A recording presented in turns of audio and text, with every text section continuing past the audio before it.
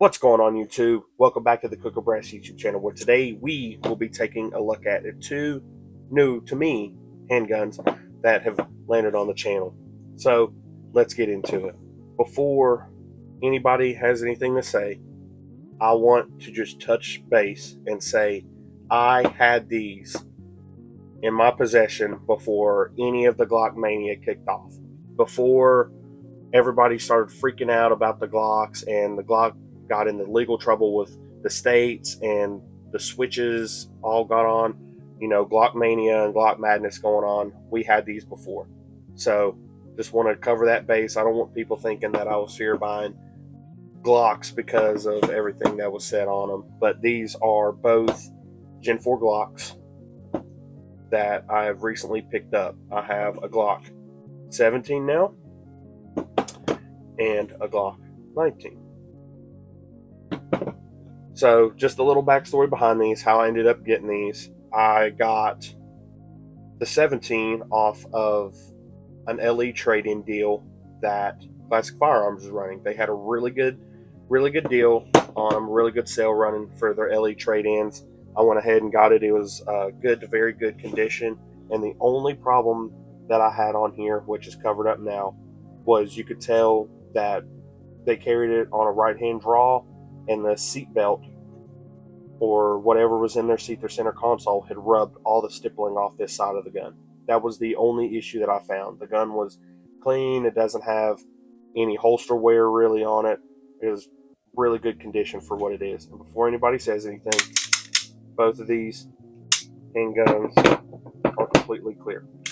No rounds, no live ammunition. But I picked that up off of a LE trade-in. It was my first time ever doing it. I was going to get a SIG P226 in a 40 cal, but they ended up selling out before I can get them. So we went with this. And then shortly after that, I just wanted a newer carry pistol. I had the RXM, and I did like it, and I don't have anything bad to say about it, but I just wanted something different. So when I was at my local gun shop, I saw that they had this in, and it is almost completely brand new. They had a really good deal ran on it, and I was able to trade in the RXM, and I picked up the 19.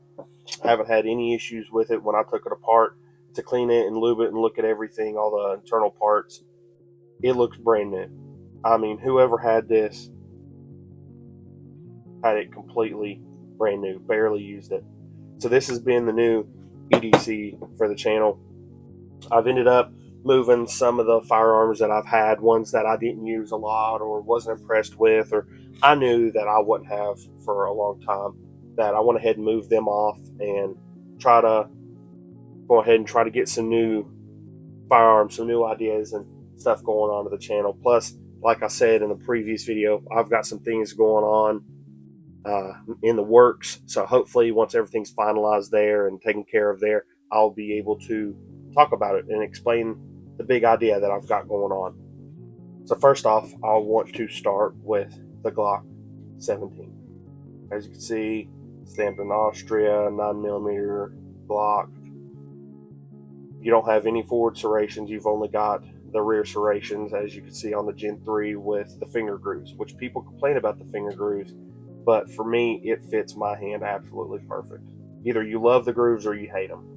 But the only things that I've done to this so far is added the Olight Turbo, because this will be a range gun, a duty gun, however you want to say it. And then I added Talon grips on here, and this is the real gradient, grainy sandpaper feel to it, because I don't know about you, but when it's hot out or I'm running a bunch of drills, hands start to sweat. I like hockey tape. I have hockey tape on a lot of my other guns, but I just wanted to get something that I knew that no matter what condition it is, my hands are not going to slip no matter what on this. But some people love it, some people hate it. I know that Talon Grips makes like the rubber kind of grip like this, but I just wanted this because of where I'll be training with this a lot and running quite a few rounds through this. Then I'd recently picked up the Magpul flared magwell, and this is it with a clear Glock mag. It's in there, it seats. Don't have any issues with it. You have the lock back. So that's it with the Glock mag, which you could see it actuate once we get it all the way in there. So thought that was a plus. And then you have an empty Magpul P mag that, find it. Once we get it up in there, you have positive actuation, don't have nothing bad crazy going on. So yeah, I really like the Magwell. It helps out with getting some reloads off once you're doing, one in the chamber, quick reloads. Helps out a lot with it. And the one cool thing that it did come with was night sights. And the tritium tubes in these still do glow, so I really can't complain about it. Really happy with it. I would definitely recommend that if you could find a reputable place that sells good to very good condition LA trade-ins, try it out. Go ahead. If you know you're going to use the gun and you're going to run it quite a bit, go ahead and go for it. Now we will look at the 19. And the only thing that I have done to this was add handle grips to these. So they have the different section back here that you put on. It's a little different than the Talon grips. I will have to say I like how you install the Talon grips better than I do the handle grips. But it's not bad. I didn't go with their sandpaper grip. I went with, this isn't like a rubber, but it's just a different gradient feel to it. So, I'm able to get a purchase on it. And I think it feels pretty good. I might have some trouble with it. If my hands get really sweaty or really wet conditions, you might have little issues with it, but I like it so far. It covers everything around. And then I ended up getting the Magpul flared magwell as well with this. And here's a Glock mag that we have for it. And it seats, which I only have Glock mags for my 19. I don't have any other mags, I don't think. No, I don't have any other ones around me. But yeah, as you can see, it seats and actuates the safety. You have lock back there, so I don't have anything to complain about with the Magpul flared magwells. But as you can see with here, you have the back U-notch that comes on the Glocks, and you have the pick rail that hopefully I'll be able to get a light for it, but I've just been carrying it recently in this little holster that I've had. I actually picked this up for the RXM to try, and it fits. It's perfect. Don't have any issues with it. And then, as I was stating at the range, I'm working on getting me a Works holster that will fit the Olight light, and that I will run as duty, because once I get that, I will be able to run any full-sized gun pretty much with the Olight Turbo, because the holsters are fitted to the lights and not to the guns directly. So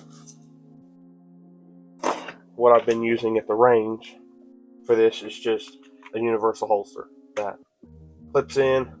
Don't have anything. As you can see, it's the Canic holster. I've learned that these are pretty universal to guns that are once they're about the same size. But just been running that, so when I run drills, I'm just able to use this. It takes quite a bit of force to get it out of there, and all this material stays clear of the trigger, which, as you can see, it's only made for non-weapon mounted lights. So I just have to take that off and use it there. But the cool thing as well is if I want to train with the 19, it fits as well, which I have a little bit more room here. It fits in the trigger guard, takes quite a bit of force to get out of there, which the dagger will fit in here as well. Don't have any issues with that. But as you can see, here are these two stacked up head to head. I mean, they're pretty much the same gun. I just have the dagger tricked out quite a bit. As I was saying before, I don't have any handle or Talon grips, just have some hockey tape on there for my hands to get wet. But I really would recommend that if you're looking for grips for your Glocks, I would definitely go and look at handle grips or Talon grips for theirs. But yeah, pretty much this is what you've got. Two different Glocks. Got I'd say probably the two most popular models of Glocks. I've always wanted the Glock 19X and the FDE. I always thought it was a really pretty gun. I thought it was really cool, but I ended up just going with these two.